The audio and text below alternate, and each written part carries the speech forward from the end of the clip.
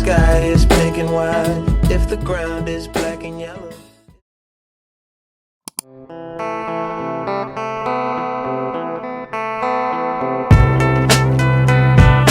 If we're going down, it's in a hand glider.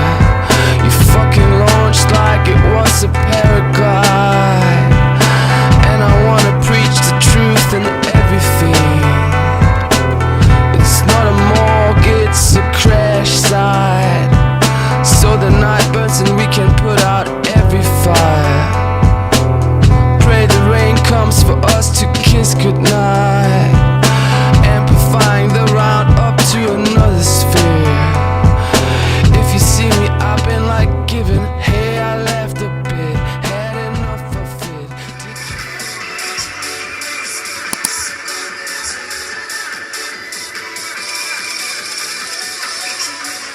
Hello. I have no time to waste because I pre-ordered a coffee that I have to go pick up right now, but it is Wednesday. We are going into the office doing a lot of, you know what we do, a lot of engineering, a lot of chit-chatting, a lot of getting shit done, doing big baller corporate business. You're gonna come with me today. How? I'm really just going crazy off of caffeine right now because I did a quick run this morning. And actually today's gonna be a double workout day. I'm gonna hit legs this afternoon. A lot of people ask questions about my workout routine and stuff. I wanna make a full deep dive video on that. But my main routine is that I lift 3 times a week. So there's upper body, lower body, full body day. So today will be the lower body day.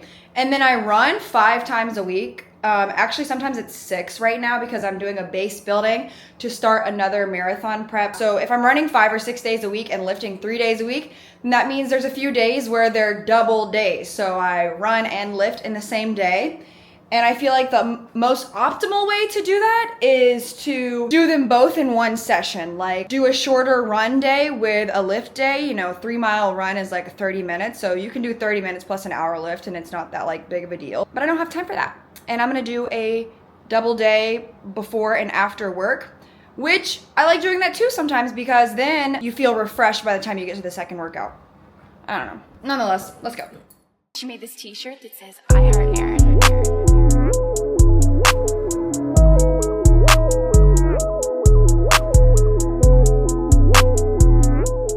Also, I have a busy day at work and it's kind of nice to do something physical to kind of let it out after work. So the more anxiety I have, really, the more I can work out because I have more tension in my body to let go. So come with me for that.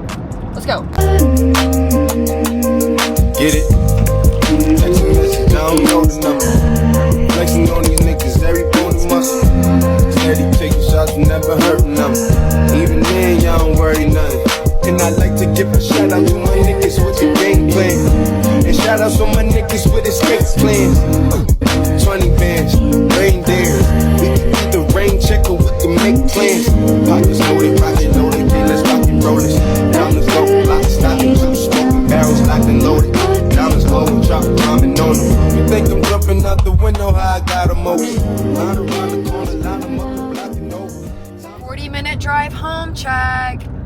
Woo! I was fighting for my life to not stop for fast food, and then I remembered I'm a genius and I brought like a wrap with ham, Havarti, and prosciutto on it. Okay. Bro, I was walking through the office today and these pants I have on are kind of high-waisted and I have this belt on too. And when I was sitting down at my desk, I kind of bunched up a lot, so I undid the belt and unbuttoned the top button of my pants. I don't care. And at one point, I had to get up and go pee. And I forgot that I had unbuckled this. So I walked through the hallway. And this lady looked at me and goes, and I looked down and my shit was like this. It's 6:30 now that I'm home. Great! And we're gonna try and throw some food together before we go to the gym. I knew I was gonna be super busy this week. And I love to cook stuff from scratch, but sometimes you just gotta know you're gonna be lazy. This is how I prepared to be lazy. So I'm just gonna heat this up. Yesterday on my Instagram story, I put up one of those things where you can ask a question to me and then I can reply on my story with an answer. So I did that for like several hours yesterday and there were so many like questions I didn't get to. So I kind of just wanted to answer them on YouTube. The other thing people asked me a lot about was being a content creator, and mostly about how I have the energy to like make stuff and post stuff on top of all of the other life demands that I and everyone has going on. I never answered this on my story, but I was laughing thinking about what I would say, because the truth is it's kind of like a good mix of like, oh, pent up creative energy that I don't get to release from my day job. Sure. Do I like making stuff? Do I like the process of it? Yes. And it's also just the right amount of like anxiety and seeking external validation. So it's like I care and I like the attention a little bit, but not that much. And it's also just an enjoyable process in general. So all of those things kind of snowball together. And now that I've done it for like years, it feels like just something I do, the same way I work out, same way I eat, the same way I freaking cook. Okay, so funny story with how I got started posting content. In college, I was dating this girl. Long story short, she cheated on me. And she told me she cheated on me the very next morning, and she broke up with me. And I was like, oh. And then I remember like my dumb ass at the time was like, okay, like I can forgive you, like if you want to get back together. And she goes like, no, like I don't want to get back together. Huh? So then I'm like double homicide. Girl, that breakup was really hard. Like my ego just took the craziest hit. So what do? I get revenge. Does it really count as revenge as if like she doesn't care about it at all? Probably not. Long story short, when we were together, I had posted like something like whimsically funny on TikTok. It was actually about being stared at in the Fort Lauderdale airport in Florida. And it got like maybe like 40,000 views on TikTok. I remember her telling me that I was just like attention seeking and like, why did I have to make that? And I'm like, huh? Once we broke up for real, I wanted to post more to kind of like prove to her like, girl, now that I'm free, I'm gonna post whatever I want. And B, the whole time I had wanted to have some sort of creative outlet and do some sort of thing. Like I was like blogging on Medium at one point. And then my first few videos like did pretty good. So then from there I was kind of addicted to it. And I was just at a good point in my life because the friends I had at the time were like long-term college friends. So I didn't really care what they thought of me. It wasn't like, oh, people are judging me. Like, I don't care. And also I was about to move and graduate college and move to a whole different city. So it was like, okay, like, what do I have to lose? Like, I'm about to leave all of y'all anyways. But isn't that crazy how this all turned out? Like, I never would have thought, oh, you know, you would be 3-4 years later in San Diego, California, documenting your life. Like, that's crazy to me. I've worked with North Face, Nike, Abercrombie, Dell, and what a cool experience. So if you've ever thought about, oh, I want to start making stuff, do it.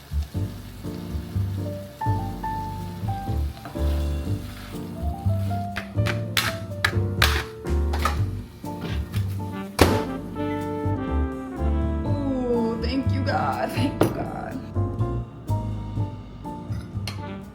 I've been reading the very famous, highly praised book, Kitchen Confidential by Anthony Bourdain. If you don't know who Anthony Bourdain is, yes you do. Let me show you his picture. Right? Famous food critic, world-class chef. He writes this book about working in a kitchen and like how he built his way up in the culinary world. But it's really interesting because it's about the behind the scenes of like the restaurant industry and what it's really like to be a line cook. And I'm really in my memoir era right now. Like, right before I read this, I read Jeanette McCurdy's book, I'm Glad My Mom Died. Can we talk about it? Please. Her mom, who died of cancer, unfortunately, was actually extremely controlling and abusive of her. It really keyed me into like signs of abuse. It's good to know like what that would look like. On top of that, she struggled with an eating disorder, like how that began, how it persists, like what it's like to really struggle with that. I feel like learning about those things just makes you a more informed person, friend, future parent, etc. So I think it like expanded my capacity for like understanding the human experience. This is getting, I sound like a kid trying to make a word count in an essay in college. And Anthony Bourdain, I'm not, I may be like halfway through it, but I really just love like his lust for life. And it's ironic I say that because if you know him, you know he passed within the last few years of suicide. So it's very weird to read this book where he's like so passionate about food and cultures and then to know about how he passed. It's so weird. I've been really trying to be like off the phone at night and reading more. And I noticed on TikTok, like I'm always favoriting slideshows where they have book recommendations. And I really want to notice when I'm like being drawn to something, I really am trying to like take action on it. So I've been saving all these book recommendations, and now I'm like, okay, well, I'm gonna read in the evenings, and I do. So I'll do that now.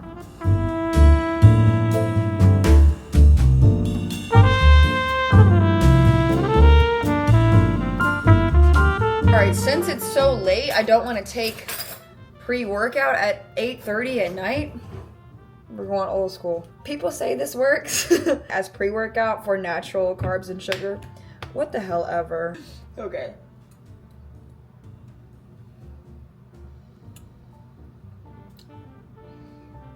Like, that is so good. I could take this and just dump it down.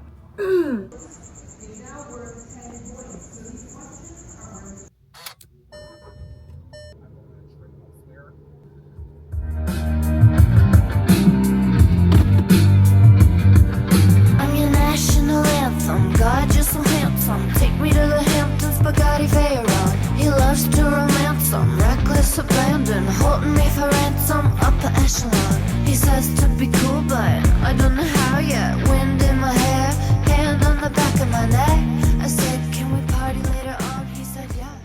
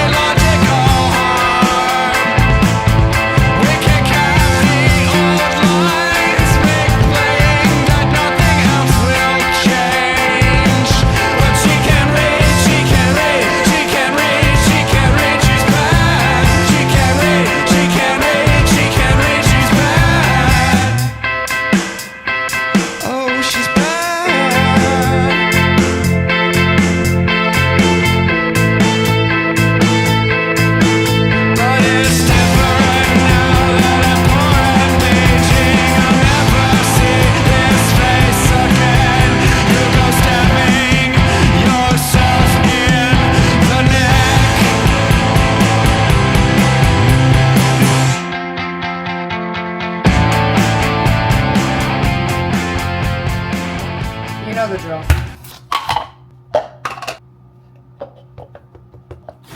Bro, I love going to the gym like late at night, like when it's about to close. Literally pitch black outside.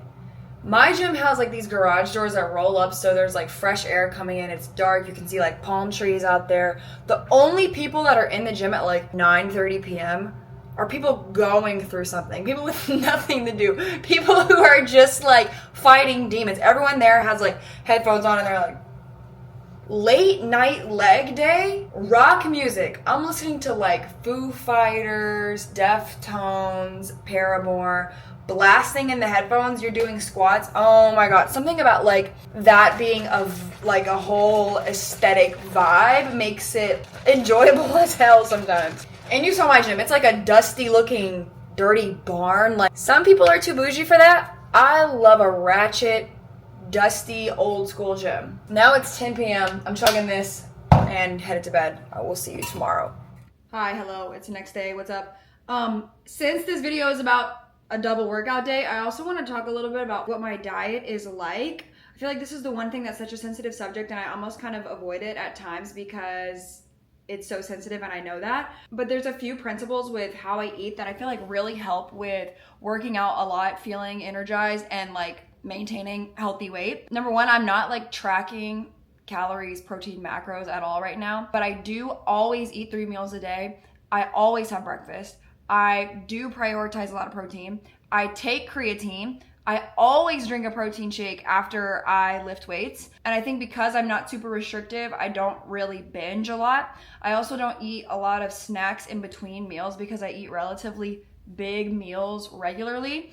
I feel like just those things right there set you up for success. On top of that, like having like a schedule to when you eat, so it's like the same time every day, so you're not like eating a really, really late lunch one day to the point where you're crazy, you're starving, or you just pick up something random. Like, having a schedule and a plan really helps to regulate. And I do this not just because I'm like, oh, I'm trying to be fit or whatever. This is like a mood stabilizer. Like, to eat good meals consistently really, really helps with overall staying focused throughout the day. So yeah, I also cook a lot at home and keeps me from eating out a lot, which is expensive, but also can be unhealthy if you eat a lot of fast food. At the same time, if I'm out, I'm traveling, I'm eating fast food and I'm loving it and enjoying it. So like, I think the balance is a big thing that's gone a long way for me. And because I work out so much, I have more flexibility with like how I eat, so I don't have to like overregulate it so much.